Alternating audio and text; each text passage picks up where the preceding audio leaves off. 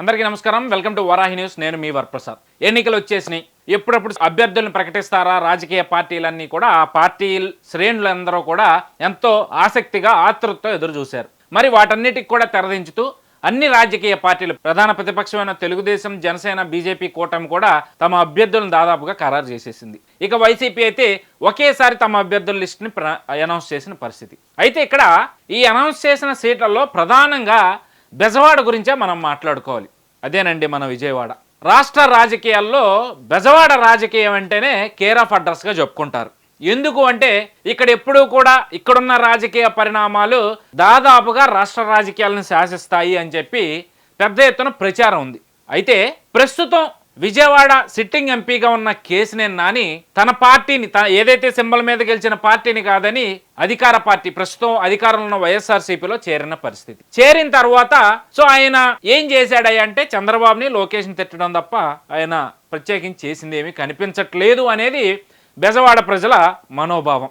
అయితే ఇక్కడ తెలుగుదేశం తరపున చూసుకుంటే ఆయన సొంత తమ్ముడు కేశినేని శివనాథ్, కేశినేని చిన్ని గారు అభ్యర్థిగా, ఎంపీ అభ్యర్థిగా తెలుగుదేశం తరపు నుంచి సైకిల్ సింబల్ మీద పోటీ చేయబోతా ఉన్నారు. ఇక్కడ రాజకీయం రెండు పార్టీల కన్నా కూడా ఇద్దరు అన్నదమ్ముల మధ్య వైరంగా కనిపిస్తుంది అనేది కొంతమంది నోటి నుంచి వినిపిస్తూ ఉంది. అయితే మరి వీళ్ళిద్దరిలో నిజంగా ప్రజలకు ఉపయోగపడే వాళ్ళు ఎవరు అనే ప్రశ్న గనక తలెత్తినప్పుడు ఖచ్చితంగా కంపేర్ చేయాల్సిన కొన్ని అంశాలు ఉన్నాయి.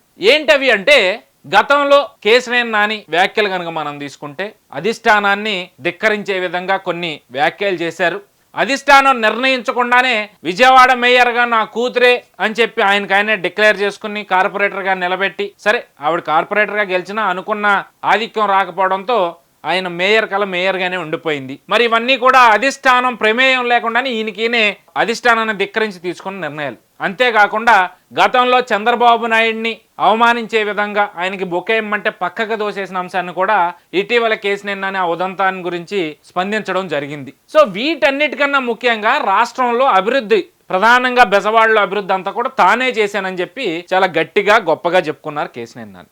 మరి ఇటు కేశినేని శివనాథ్, కేశినేని చిన్ని అంశానికి వచ్చేసరికి చేసిన సాయం చేయి దాటకూడదు, చేసిన సాయం చేతికి కూడా తెలియకూడదని ఒక సామెత ఉంది.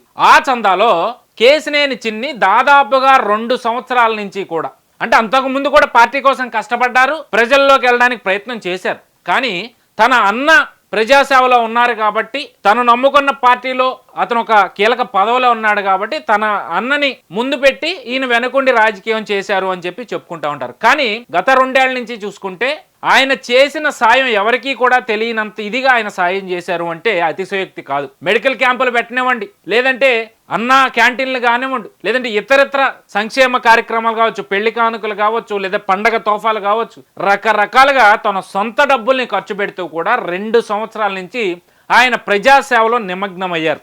అది కూడా తన తాతగారి ఫౌండేషన్ అయిన కేశినేని ఫౌండేషన్ ద్వారానే ఈ అభివృద్ధి కావచ్చు, ఈ సంక్షేమ ఫలాల్ని కూడా తన పార్లమెంట్ పరిధిలో ఉన్న ప్రజలందరికీ కూడా అందే విధంగా ఆయన సపర్లు చేయడం మనం చూస్తూ ఉన్నాం. అంటే ఇక్కడ ఇద్దరిని కంపేర్ చేసి చూస్తే ఒక వ్యక్తి ఏమో చెయ్యని పని కూడా తానే చేశానని చెప్పి గొప్పలు చెప్పుకునే వ్యక్తి, మరొక వ్యక్తి చూస్తే తాను చేసిన మంచిని కూడా బయటికి చెప్పుకోలేని వ్యక్తి. అంటే ఇక్కడ ఎవరు కరెక్ట్ అనేది ప్రజలు ఆలోచించాలి.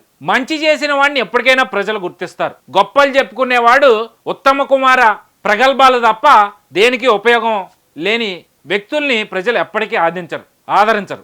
కాబట్టి బెజవాడ రాజకీయాల్లో ఖచ్చితంగా ఈ పార్లమెంట్ ఎన్నికల్లో కేశినేని చిన్ని అనే వ్యక్తి ఒక శక్తిగా ఇప్పటికే మారారు. మరికొన్ని రోజుల్లో పార్లమెంటు సాక్షిగా ఎంపీగా ప్రమాణ స్వీకారం చేసి అధికారంలో లేకపోతేనే ఇంత మంచి చేసిన వ్యక్తి రేపు ఒక్కసారి అధికారంలోకి వచ్చిన తర్వాత ఏం చేయగలరో మీ ఊహకే వదిలేస్తా ఉన్నా.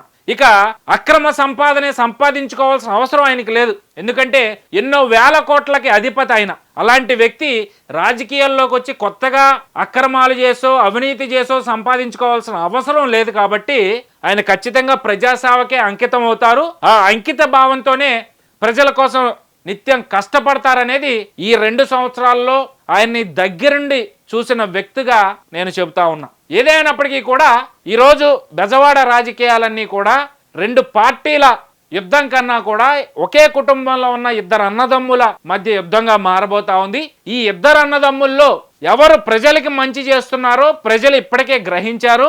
అధిష్టానాన్ని ధిక్కరించి అధిష్టానాన్ని కాదని వేరే పార్టీలోకి వెళ్ళి ఆ పార్టీలోకి వెళ్ళి తెలుగుదేశం అధినేతల మీద ఆయన కుమారుడి మీద నోటుకొచ్చిన విమర్శలు చేస్తే మరి అది ఎంతవరకు క్షమించరాని ఇదిగా మారుతుందో ఒకసారి ఆయన విజ్ఞతకే వదిలేయాలి. ఏదేమైనా గత 2 ఏళ్ల అంశమే కనుక మనం తీసుకుంటే ఈ ఇద్దరిలో కూడా కంపేర్ చేసుకుంటే ఖచ్చితంగా విజయవాడ పార్లమెంట్ పరిధిలో ఉన్న ప్రతి ఒక్క ఓటరు కూడా తమకు మంచి చేసే వ్యక్తినే ఎన్నుకుంటారు. కరెక్ట్, ఆయన 10 ఏళ్లుగా ఉండి తెలుగుదేశం పార్టీలో ఉన్నప్పుడు కేశినేని నాని ఎంపీగా ఉన్నప్పుడు మంచి చేశారని చెప్పి కొంత మీలాంటి వాళ్ళు ఎంతో మంది చెప్పారు కదా అని మీరు అనుండొచ్చు.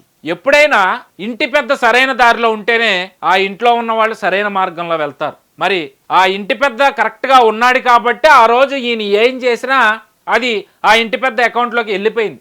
ఈరోజు ఆ ఇంటి పెద్ద మారాడు, ఒక దొంగ దగ్గరికి వెళ్ళాడు. దొంగ దగ్గరికి వెళ్ళాడు అంటే చెడు మార్గంలోకి వెళ్ళాడు. మరి ఆ చెడు మార్గంలో నుంచి ఆయన్ని ఆ దేవుడే కాపాడాలి. ఖచ్చితంగా వచ్చే ఎన్నికల్లో కేశినేని నాని మీద కేశినేని చిన్ని గెలిచి కేశినేని నాని చేసిన తప్పేంటో నిరూపించి ఆయనకి కళ్ళు తెరిపించే విధంగా కేశినేని చిన్ని ముందుకు వెళ్ళబోతా ఉన్నారనేది ఎవరు కాదనలేని వాస్తవం.